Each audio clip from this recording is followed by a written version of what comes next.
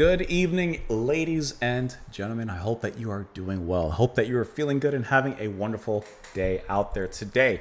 Let us dive into a little Anthrax. It's been a while since we've listened to them. A long time, actually, since we've listened to them. So we're going to listen to this track from Among the Living, their third studio album, A.D.I. / Horror of It All. Like I said, from Among the Living, the third studio album, released in 1987. We're listening to this track because it was suggested and sponsored by Stuntman Croc McGrint. I love that name. Thank you, Stuntman. I appreciate the recommendation, appreciate the support as well. And I do know that some others had recommended this particular track as well. I'm just trying to find your names because it's actually quite hard in the comment section. And I don't think I'm getting the names that I'm looking for. I don't think I'm getting the names I'm looking for, but I'm going to try one more time just to see if I can pull you up. So I see... it's hard in my comments. It's not coming up the right way. Like, I know that people have recommended it, but when I type it into my search bar in my comment section, it's not coming up the way that I thought it would. I thought it would come up quite quickly, but it's not. All right, so I apologize, but we're going to listen to the track regardless. We will discuss it after a little bit. A.D.I. / Horror of It All.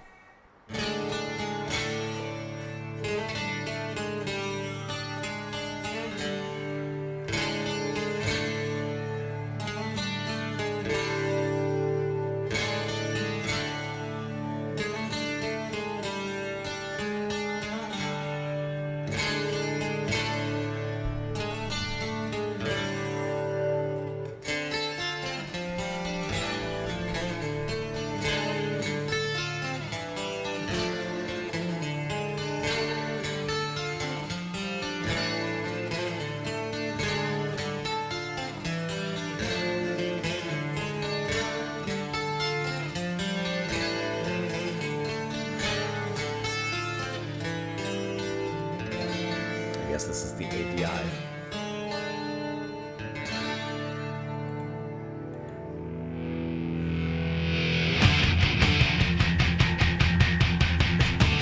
You knew it was coming. Turn it up a little bit.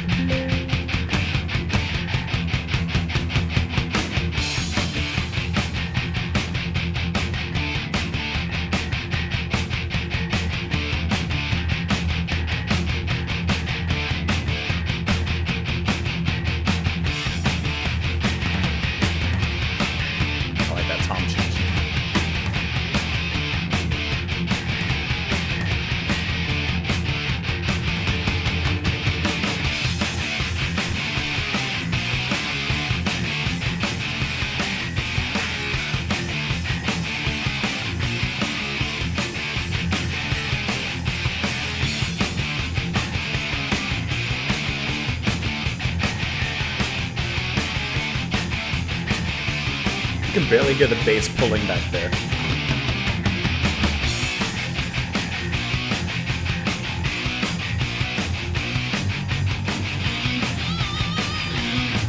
I like that.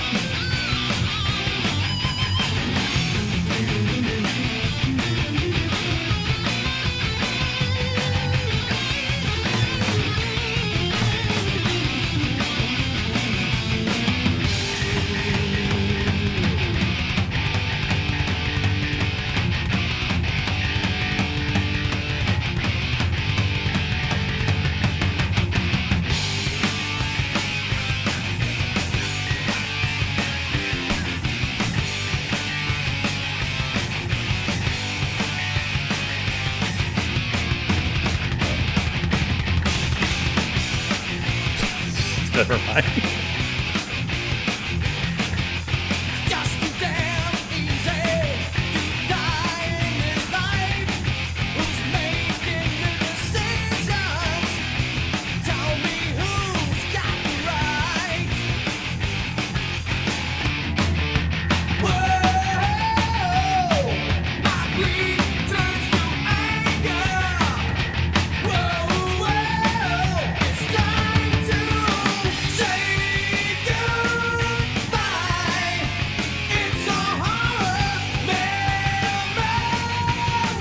Kind of catchy in a way.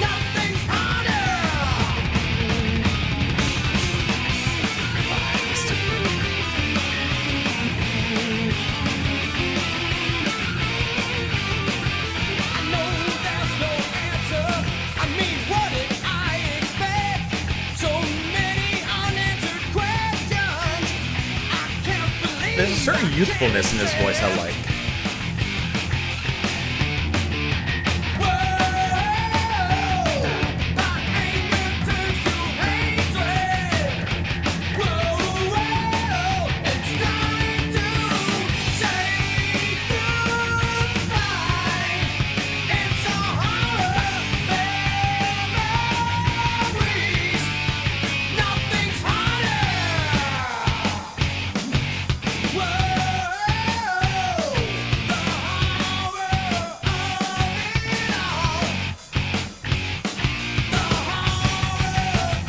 Oh, that's good.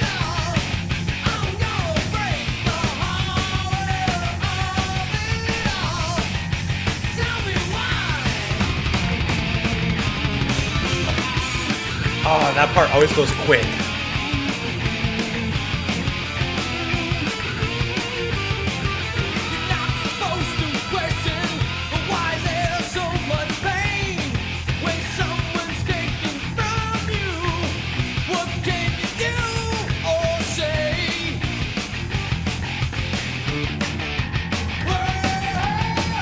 I like how you can hear the bass right there.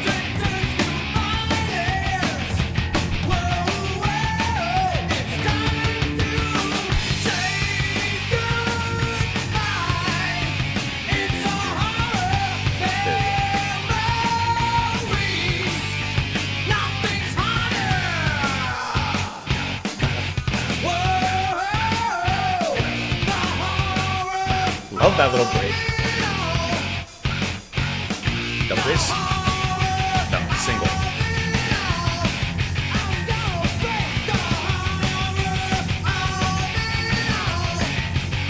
Double now? No.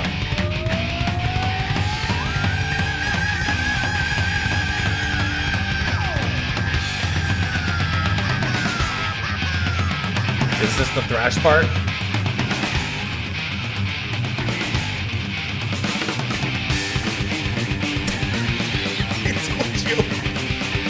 Hold on.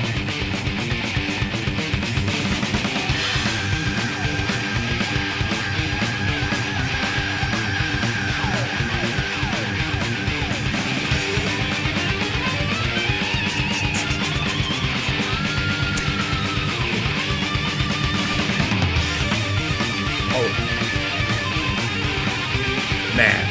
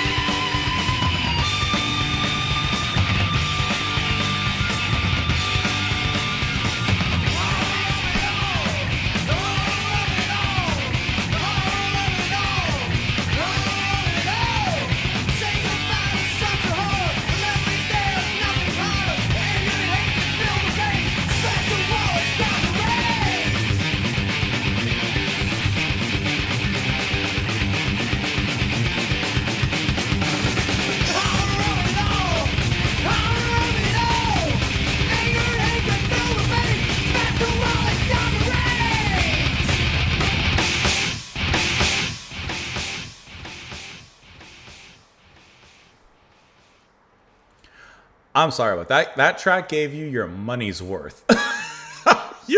that absolutely, yeah. You're good. You're good. That's a great return on investment with this track. Okay. First, you get the beginning. I'm assuming the softer part in the beginning of the track is the A.D.I, which I don't know what it means off the top of my head, or looking at the album or anything like that. But we'll look into that. We'll see if we can figure that out as we move further on. That sounds nice. It's a nice little intro, very soft, kind of brings you into the fold, sets the scene. Cool. You know it's coming, but, it's a nice, nicely played guitar kind of soliloquy, if you will. Then, of course, as it moves into what we all expect, as the heaviness comes in, the drums come in, the rest of the guitars come in, you get some thrash goodness in this one. And there's a lot of variety in this track, and it's also kind of very melodic as well. So, let me lead off with this. Joey Belladonna, lead vocalist here. He sounds great. And I really like his vocals and the way he sounds. He sounds so youthful and young, but also very passionate. And not just because he's singing in a metal band, so he's yelling and he sounds passionate. No. He actually sounds very heartfelt in the way that he sings here. I'm just looking up really quick to see how old he was during the recording of this particular album. He was born in 1960. I'm on Wikipedia just doing this really quick. He was born in 60, and this album came out in 87, recorded 86. So he was 26 while this was being recorded. And his voice just has such a cool, almost a purity to it, right? Like there's, at least in this track, like, okay, there's a little of that roughness to his voice, but not a lot. His voice is actually relatively smooth in here, at least in the way that he performs this track. And I think that works so well in how, from the very beginning, this track has incorporated a lot of melody into it. Before the metal comes in and the thrash starts, like, it's already established that particular melodic foundation, and the song just builds upon it. Yeah, it builds heavy with some cement and block, but it builds upon it really, really nicely. Guitars, Dan Spitz and Scott Ian on rhythm and lead, and their riffs that they come up with are fun. They gallop, they have energy and a message to them. I like the changes that occur with the riffs. For example, the moment where instead of like, holding and sustaining and chugging the notes, like they just kind of, I don't know the terms, but like just palm muting maybe, just bam, bam, bam, like they just kind of palm mute it, and it kind of makes that section more pronounced and heavier in its own right. The drumming was really amazing. Charlie Benante, his drumming was phenomenal. And once again, just very well executed in the variety that we got here, not only from the riffs, but the drumming as well. There's a section, I mean, it happened a few times where he goes into the double bass, he just jumps into it. And I'm like, okay, we're going, right? And then he stops. He does it for like barely a quarter of a measure, and then he flips off into something else. So he gives a lot of room and breadth to a lot of different directions in this track. But also when he comes in with the onslaught, he comes in hard and heavy. And I think that's, I just think that the variety and the diversity in the riffs and drumming really make this track like an interesting listen and a varied listen, I should say. Like, I'm just going to pull it back here. And then the bass also from Frank Bello. I wish that it was more audible.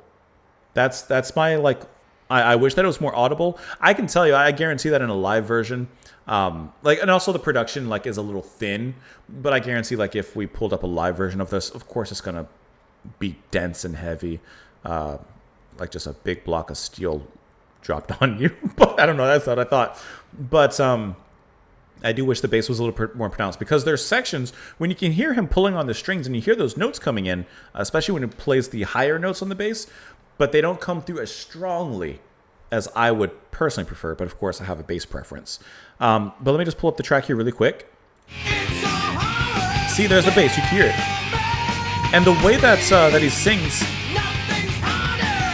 there's something very catchy. Oh, that was the part where Benante I was just talking about, right? See how he gets down? Then immediately comes off of it. He gives you the strike of the hammer, hitting the anvil, sparks everywhere, and then he comes off of it. The sword has been made. We get a classic thrash guitar solo in here. And you know in a thrash song, when they're building up, like after this, when they're doing this build up on the toms, you know the thrash section is coming up. That's what I always call the seagull dive bombing for a French fry. The coming down, the seagull coming down on the dock, down the pier for your French fry every single time. Really, really wonderful track. Like I said, it had a lot of variety in the whole thing, so it was an easy, quick, and in my opinion, kind of catchy listen from back to front. Okay, A.D.I. is the instrumental part. Part 2, the horror of it all. It's just too damn easy to die in this life. Who's making the decisions? Tell me, who's got the right? My grief turns to anger. It's time to say goodbye. It's a horror. Memories, nothing's harder. Like, this feels personal, and I couldn't help but see that there may be something personal about it. I know there's no answer. I mean, what did I expect? So many unanswered questions I can't believe I can't accept. My anger turns to hatred. All right, so first it was his grief turns to anger. Now his anger turns to hatred. So I love this progression that's happening in the pre-chorus here. Say goodbye, it's a horror. Memories, nothing's harder. The horror of it all, I'm going to break the horror of it all. Tell me why. You're not supposed to question, but why is there so much pain? When someone's taken from you, what can you do or say? Doesn't this feel very personal? And now my hatred turns to violence. Look at that. Let's see, the horror of break it all, the horror of it all. And he repeats the lyrics from there. Smash the walls. It's time to rage. Let's see if there's anything here first, and then we'll go back to the Genius page, if anything. I'm just looking for anything about this particular track. We could do a Control F, horror. Okay. The last song for the album was written as a tribute to Cliff Burton, whose death affected the band members. Of course, bassist for Metallica, who died in a bus accident. That's a sad story with Cliff. And all stories indicating that he was and would have been like just an amazing bassist if he was, had the opportunity to continue to grow. Let's see if there's anything else. I want to know about the A.D.I. though. Is there nothing in particular, huh? So what could it mean? I guess I could have kept you on the page. Let's see. The speculation about it. Scott Ian confirmed it was a tribute to Cliff Burton. Part of the reason that song and the rest of the album sounds so angry is because Cliff died. Ian told me in 2012 during an interview. We'd lost our friend and it was so wrong and unfair. Yeah, we were pissed. So what does the A.D.I. mean?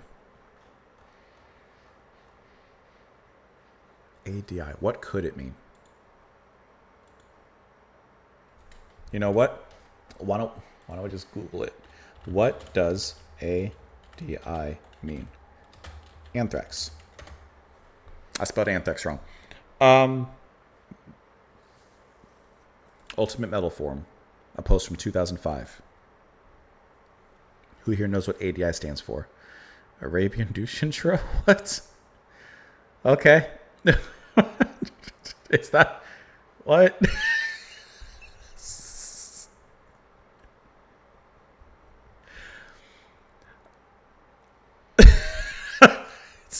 Get me out of here. Let me know what you guys thought of the track in the comments down below. Stuntman, thank you for the recommendation. Thank you for the suggestion and the support as well. Let me know what you guys thought of it in the comments down there. I hope that you enjoyed it. Come back tomorrow. Have a wonderful rest of your evening, and I will see you later. Bye.